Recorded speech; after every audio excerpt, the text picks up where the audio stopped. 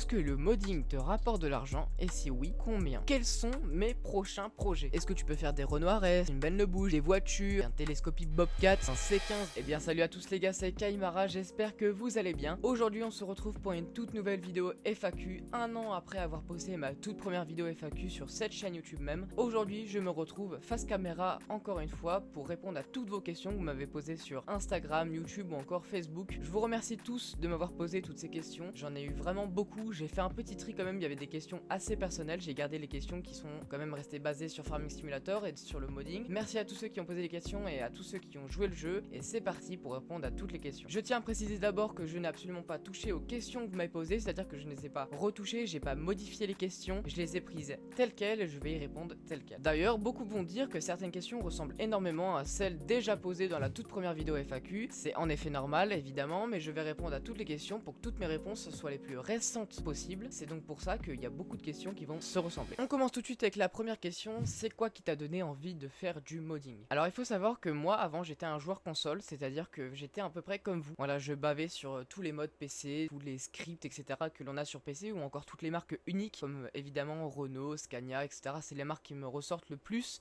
au jour d'aujourd'hui quand on me demande de faire des mods. Et donc à cette époque je regardais beaucoup de youtubeurs comme Stervio, Zero ou encore d'autres youtubeurs bien nichés de Farming Simulator, et je bavais complètement devant leurs vidéos en regardant qu'ils avaient des Renault et des scripts pour avoir argent infini. Alors même si on avait toujours des petites techniques sur console, c'est vrai que c'est quelque chose que je voulais absolument et que même vous encore au jour d'aujourd'hui vous me demandez beaucoup, et donc c'est pour ça que j'ai toujours rêvé de vouloir passer PC pour pouvoir jouer avec tous ces mods que je vois partout sur YouTube, de nombreuses marques, des mods TP etc, parce qu'à l'époque j'étais énormément passionné par les secours et les TP, c'est d'ailleurs par ces mods là que j'ai commencé le modding. Et donc j'ai eu mon tout premier PC le 26 juillet 2023, je m'en rappellerai, c'était à mes 13 ans. Et à ce moment-là, je n'ai pas perdu de temps parce que j'ai tout de suite acheté Farming et commencé à faire du modding en regardant les tutos de Universimu. Je vous rappellerai tout le temps. Et j'étais là, je regardais les petits tutos pour apprendre Giant Editor et je faisais la même chose de mon côté. J'ai posté mon premier mod le 8 août 2023 et ensuite j'ai grandement évolué avec TONBT et j'ai également créé le fameux compte TikTok qui a été banni, KTFS Community. Ce compte TikTok, c'était une super période qui m'a permis de beaucoup évoluer et surtout de me faire connaître sous le nom de Kaimara. Et donc ce compte TikTok s'est fait bannir environ vers juillet 2024 et j'ai donc décidé de vouloir faire des mods modhub environ à la sortie de FS25. Donc dès janvier j'ai commencé à vouloir envoyer mes premiers mods modhub qui ont été beaucoup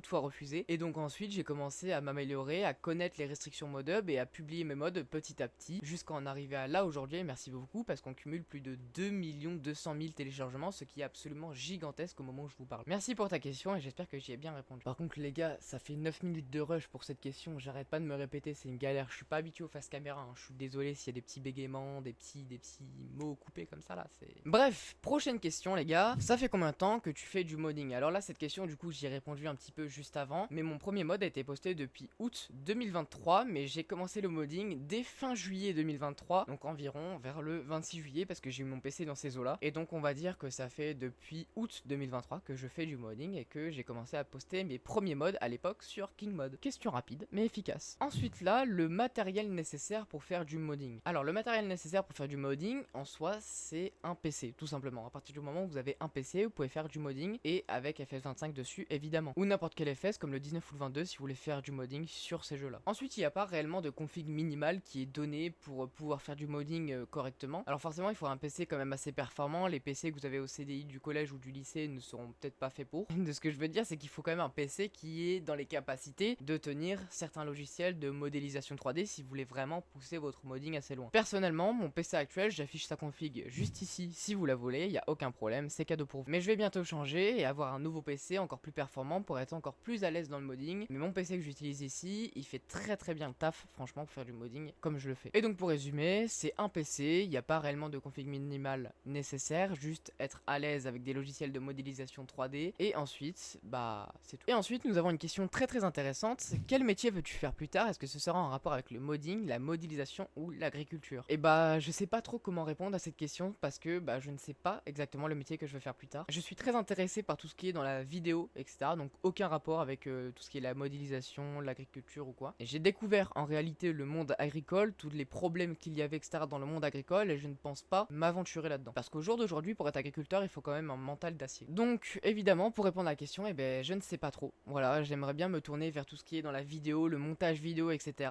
Mais je ne sais pas du tout. Je ne pense pas me tourner vers la modélisation, l'agriculture ou quoi. Et évidemment pas le modding, parce que c'est pas le modding qui va me faire gagner ma vie. Et d'ailleurs, en parlant de gagner d'argent, n'hésitez pas à rester jusqu'à la fin de la vidéo, parce qu'il y a une question qui concerne l'argent que je gagne avec le modding. Mais en attendant, prochaine question, pourquoi tu ne fais pas d'aventure FS25 solo ou avec d'autres youtubeurs? Alors tout simplement, je vais répondre à cette question. Déjà de 1, on m'a jamais proposé de faire d'aventure FS25 tournée en vidéo, mais également parce que dans tous les cas, je n'aurai pas le temps de le faire. Actuellement, je suis au lycée, donc j'ai des horaires qui font du 8h-18h quasiment tous les jours. J'ai également aussi le modding à côté, donc avec tout ça, je ne peux pas et je n'aurai pas dans tous les cas le temps de tourner des vidéos avec des youtubeurs, sachant que des tournages pour faire des séries, ça dure environ 1 à 2 heures selon les vidéos et selon la grosseur de la série. Donc c'est vrai que j'aurai absolument pas du tout le temps de tourner des séries avec d'autres youtubeurs, surtout qu'en général ils sont disponibles l'après-midi, pas souvent le soir, c'est compliqué, etc. Et puis on m'a jamais proposé et c'est pas forcément quelque chose qui m'intéresserait beaucoup. Je vous avoue que je galère moi-même à faire des parties solo, voilà, je ne sais pas gérer mes parties solo, c'est absolument une catastrophe. Mes parties solo, je les commence, je les fais une soirée et ensuite je me giffe de l'argent et des tracteurs de fou, donc... Prochaine question,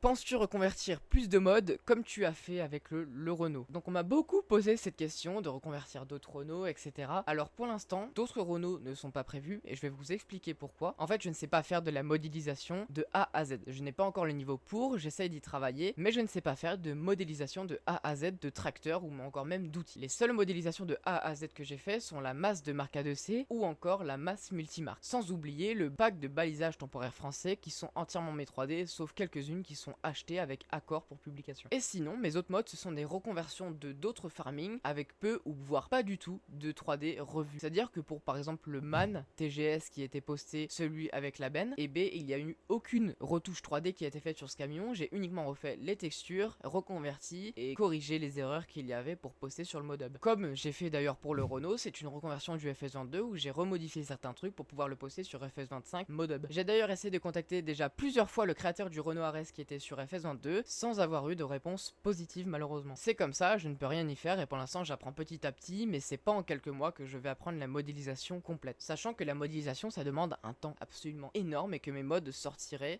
une fois tous les 6 mois quoi. Sachant que je vous le rappelle que en général sur mes mods je suis tout seul à travailler la 3D. J'ai déjà fait des mods avec The Design Farmer, mais lui il touche plus au script qu'à la 3D. Pour l'instant il n'a jamais fait réellement de 3D, il est à peu près comme moi. On enchaîne tout de suite, prochaine question sinon la vidéo va être méga longue. Penses-tu faire des maps dans le futur? Eh bien ce n'est pas prévu, voilà, parce que tout simplement les maps ça demande pareil, un temps qui est absolument gigantesque. Ça c'est plutôt des centaines voire des milliers d'heures de travail pour une seule map, surtout que si je fais une map je veux pas reprendre des bâtiments de quelqu'un d'autre, ou alors ça sera vraiment juste pour le plaisir de faire une map. Mais c'est vrai que faire des maps c'est super compliqué, super long et il faut avoir du vrai talent pour faire des maps. Et dans tous les cas je suis pas du tout map, je ne sais pas du tout faire des maps et je risque pas d'apprendre pour l'instant, c'est pas du tout ce qui m'attire au jour d'aujourd'hui. Prochaine question, les bâtiments de marque A2C sont-ils encore d'actualité? Et cette question on me la pose énormément de fois, beaucoup, vraiment beaucoup, et mais ce n'est pas moi qui gère le projet des bâtiments de marque A2C, ceci a été relayé à la team Agritech, voilà, qui sont actuellement séparés. Voilà, c'est-à-dire qu'il n'y a plus personne qui travaille dans la team, plus personne travaille sur les bâtiments de marque A2C malheureusement,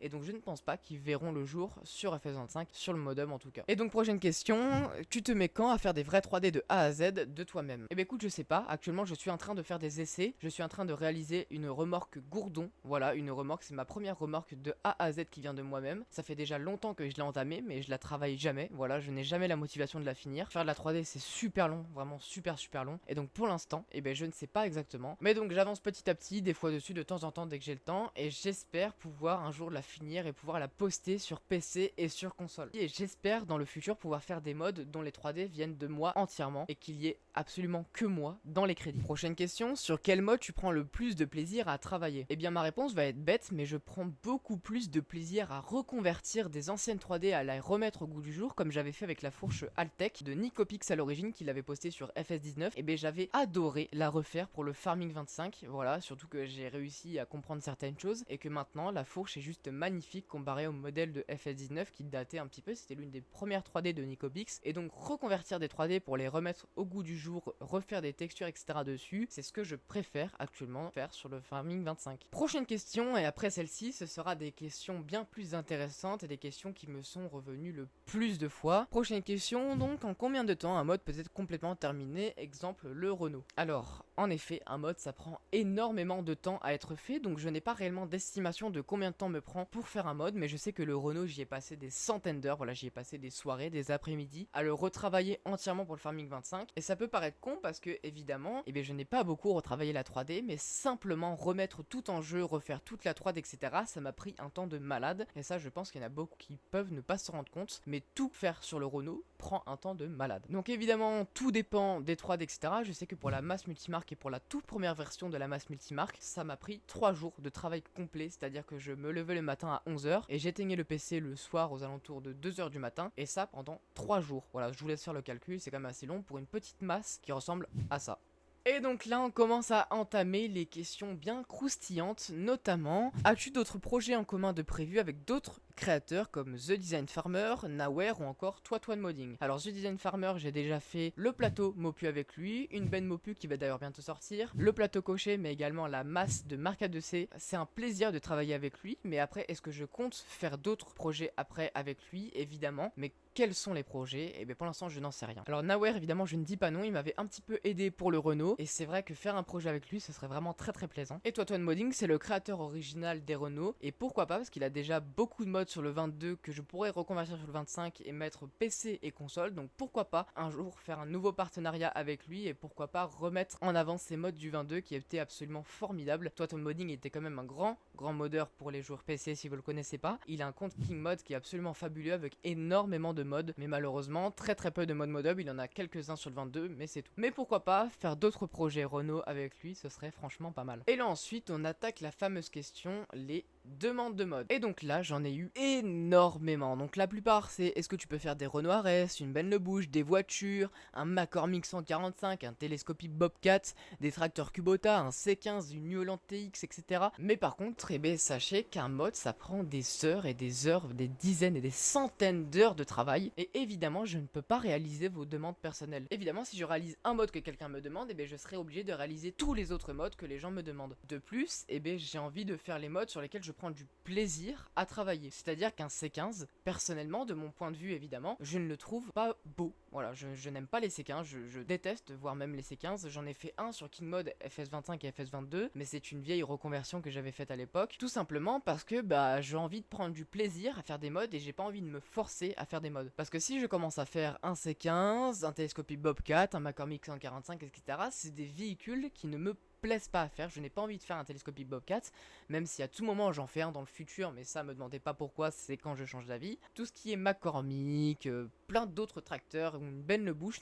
j'adorerais en faire une 3 essieux Gold Z, ça serait magnifique, mais pour l'instant je n'ai pas les capacités de faire une 3D complète, et je n'ai pas non plus les autorisations pour reconvertir celle du 22 qui était déjà sortie sur King Mod. Mais bref, tout ça pour dire qu'il y a de nombreux mods que vous me demandez de faire, mais qu'il faut que je prenne du plaisir aussi à les faire, donc je n'ai pas envie de me forcer à faire des mods. Évidemment, même s'il y a des récompenses derrière, et ben je n'ai pas envie de me forcer à faire un mod. Moi je fais des mods pour mon plaisir et pour le partager avec la communauté, mais à la base je ne fais pas des mods réellement pour la communauté, c'est plus pour mon plaisir, et que bah j'ai pas envie de me forcer à faire un mod auquel je ne vais pas prendre de plaisir à faire. Surtout quand beaucoup de personnes me les demandent sans aucune politesse, ni bonjour, ni merci, ni s'il te plaît, ni au revoir. C'est surtout des questions en mode fais un Renault RS. Mais pour pas mettre tout le monde dans le même panier, évidemment qu'il y a des gens qui me le demandent avec la plus grande des politesses, et je les remercie, mais malheureusement je suis désolé, je ne peux pas réaliser vos demandes. Avant-dernière question, quels sont mes prochains projets? Alors actuellement je ne sais pas réellement quels sont mes prochains projets. Je sais qu'il y a un camion MAN qui arrive bientôt, un plateau à pipe, un plateau à pipe. Ah là c'est bien Kaimara, on est sur de la bonne imitation là. Peut-être que vous l'avez déjà vu sur mes réseaux sociaux parce que je l'ai peut-être déjà annoncé, mais c'est ce camion là pour l'instant qui va sortir prochainement, et ensuite mes prochains projets je ne sais pas. Je ne préfère pas l'annoncer tant qu'ils sont pas annoncés sur mes réseaux sociaux. Dans tous les cas, allez vous abonner à mes réseaux sociaux juste ici, parce que pour l'instant, tant que je n'annonce rien sur mes réseaux sociaux, c'est-à-dire que rien n'est sûr, et là depuis mes derniers mods qui sont sortis, je n'ai rien annoncé car rien n'est sûr. Je n'ai pas envie d'annoncer quelque chose, un mode ou quoi, et au final qu'il ne sorte jamais. Ça m'est déjà arrivé avec le Peugeot Expert par exemple, et que beaucoup encore aujourd'hui me demandent d'ailleurs où en est le Peugeot Expert. Et bien il n'est plus d'actualité, voilà, je n'ai jamais réussi à terminer le projet, beaucoup trop de travail, des optimisations, des soirées etc à passer dessus, mais pour au final,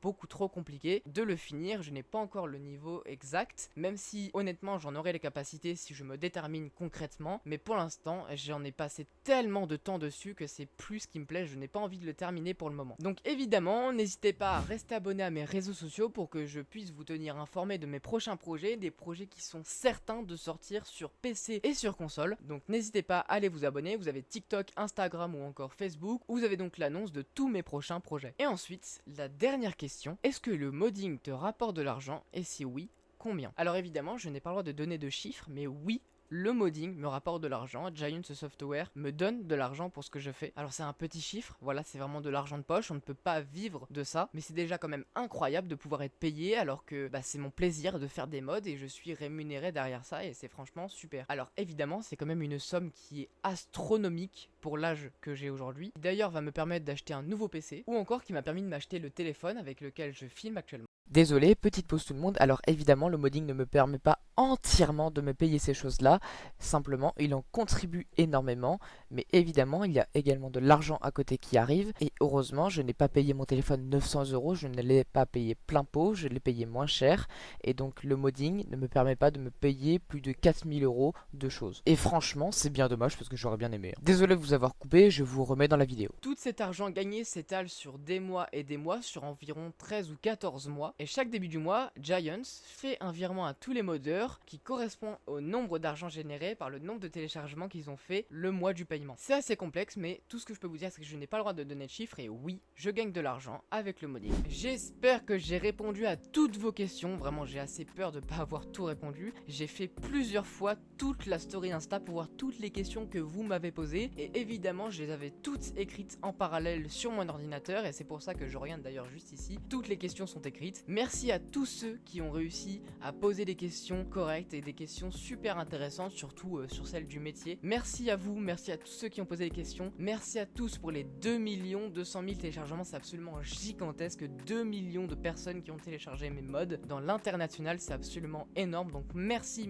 beaucoup à tous. Si vous avez d'autres questions auxquelles je n'ai pas répondu dans cette vidéo, n'hésitez pas à les poser dans les commentaires et j'y répondrai à mon temps perdu. Merci à tous ceux qui ont posé des questions encore une fois. N'hésitez pas à vous abonner à la chaîne pour donner un maximum de force et encourager à continuer les mods sur PC et sur console. Et sur ce, c'était Kaimara, merci à tous d'avoir suivi cette vidéo, c'est juste fantastique. Je vous souhaite à tous un très bon week-end. A plus tout le monde.